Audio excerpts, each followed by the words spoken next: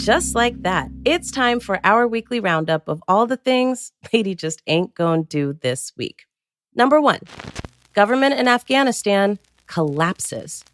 So this week's news cycle was dominated by the news that as President Biden was drawing down the number of U.S. troops in Afghanistan, after 20 years of endless war, the Taliban moved in, took control of the region, and the government collapsed, with the president of Afghanistan going immediately and directly into exile.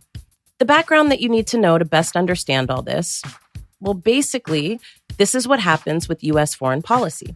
It's going to be a mess because our policy ain't never for nobody except us. For example, since at least 1979, the United States has been funding problematic forces to fight communism and not worrying about the destruction they leave in their wake. The Soviet Union was an occupying force in Afghanistan.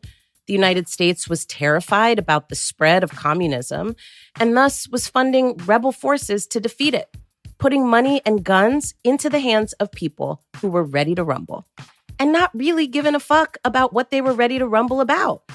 When the Soviet occupation ended in 1989, and then there was fighting amongst various factions in the region, most of the fighting had to do with power struggles amongst various internal factions, but here's the shit you need to know. The Taliban been banging on motherfuckers since 1994, at least. And while at first some may have celebrated them as heroes for ending the fighting that was internal to the country, the Taliban then turned around and raised up on the people they claimed they were trying to help. Sound familiar? Then the Taliban came and got gully on the U.S., flying planes through the Twin Towers in New York City on September 11th, 2001. And this ushered in a new era of hating on people from that region, counterterrorism operations, and trillions of dollars spent on a war that only Congresswoman Barbara Lee, who speaks for me, was courageous enough to reject.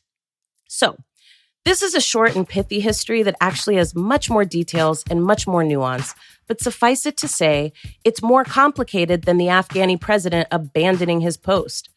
The U.S. attempted to set up a puppet government in a country where people have been subject to violence and war for at least the last 100 years, while also having contributed to funding the violence and the forces advancing violence that people are so desperately trying to get away from.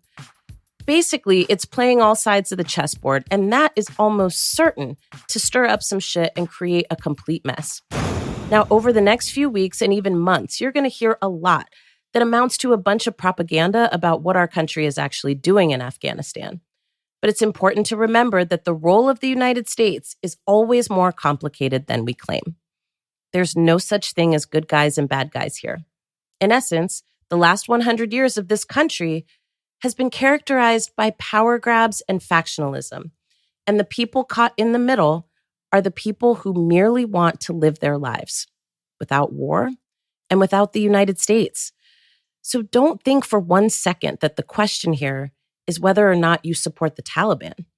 The real question here is, why are the main characteristics of U.S. foreign policy all about destabilizing governments, funding a range of forces that ain't no good, and building governments that support the United States, but not the interests of the people who live there? And what is going to happen to all the people there who just want to live safe and dignified lives? Who's responsible for that? Next thing Lady ain't gonna do this week is a massive earthquake in Haiti. Now, Lady's heart is absolutely broken at the devastation that we're seeing in Haiti right now. A few weeks ago, we talked about the political situation in Haiti, and now we're talking about a massive earthquake that thus far has claimed the lives of more than 2,000 people, with more than 12,000 people injured and 330 people missing. And on top of that, Haiti was hit by Tropical Storm Grace this week, making it difficult to do relief missions at all. Landslides, broken infrastructure, and political unrest is making it difficult to get relief to people, and tensions are running high. There aren't enough doctors to perform urgent surgeries that are needed, and there isn't enough fuel or supplies to do what needs to be done. Now, at least 24 healthcare facilities were destroyed by the earthquake. Honestly, I'm praying for Haiti, and check out our socials for more information on relief efforts that you can donate to. And let's work to make sure Haiti can catch a fucking break, because it's really heartbreaking what this country is going through. And it's even more heartbreaking that our foreign policy is a part of that. Other things lady ain't gonna do this week, but I'm finna do it when it's my turn. Booster shots, because the Rona done brought her cousin's child. Well, it's official that the Biden administration is now recommending booster shots to strengthen our protection against the Rona. And those boosters are going to be available beginning September 20th. Now, assuming approval from the FDA and the CDC, the boosters will be available to those who are 18 or older who are already fully vaccinated. And priority is going to be given to healthcare workers and those who are already vulnerable, like seniors and immunocompromised people. Boosters are relatively normal with vaccines. It's rarely a one-and-done situation, but here's the part that Lady wants to emphasize here. The information rollout on this vaccine has been a complete fucking shit show. Now, according to Yahoo News, this vaccine was always going to have to be a 3-shot combo. But for expediency's sake, the rollout focused on having people get the 2 shots needed for relief. Now, unfortunately, no one seems to have grasped that when you withhold information, it allows for conspiracy theories to slip in, and you get people in lab coats on YouTube selling snake oil. That's why we got people in our families who will take Herbalife and swear by the shit, but won't get the fucking Rona regimen. Now, as always, the vaccine will be free, regardless of immigration status or whether or not you have health insurance, and no ID will be required from those who are eligible and want to receive the shots. And honestly, folks, I'm on some shit right now where I'm feeling like if you're not getting vaccinated, you're literally walking into oncoming traffic and saying you're going to give it to God. And that just don't make no sense. Let's move to the things that Lady does love this week. Oh, Jesus. Okay. Number 1, California Attorney General Rob Bonta announces a review of the Oscar Grant case.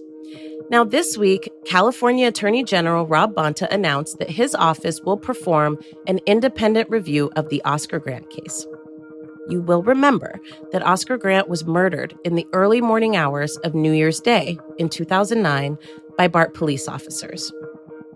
Johannes Meserly, who was one of those officers, claimed he believed that he was reaching for his taser when he shot Oscar on the BART platform. The Attorney General will review the case to see if there is sufficient evidence that another officer, Anthony Peroni, is also liable for Oscar's death.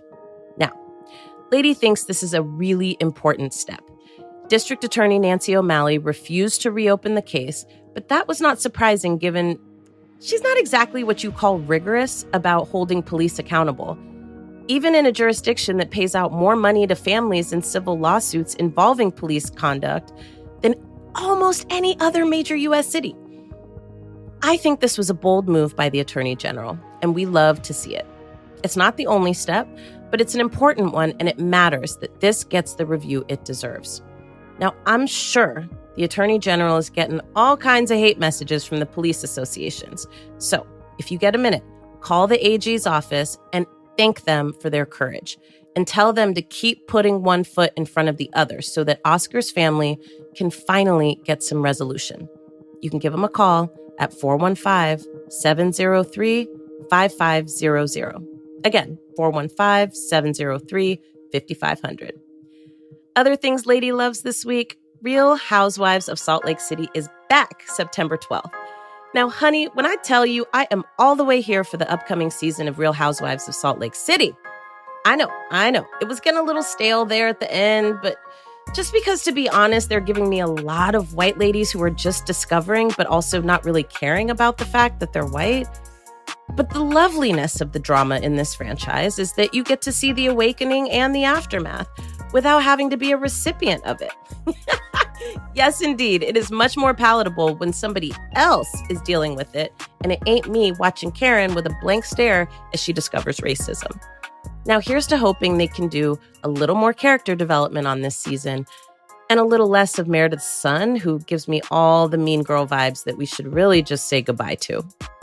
And speaking of Real Housewives, the Beverly Hills franchise is just getting weird, man. I mean, this whole thing with Erica Girardi and her husband is just, it's really sad.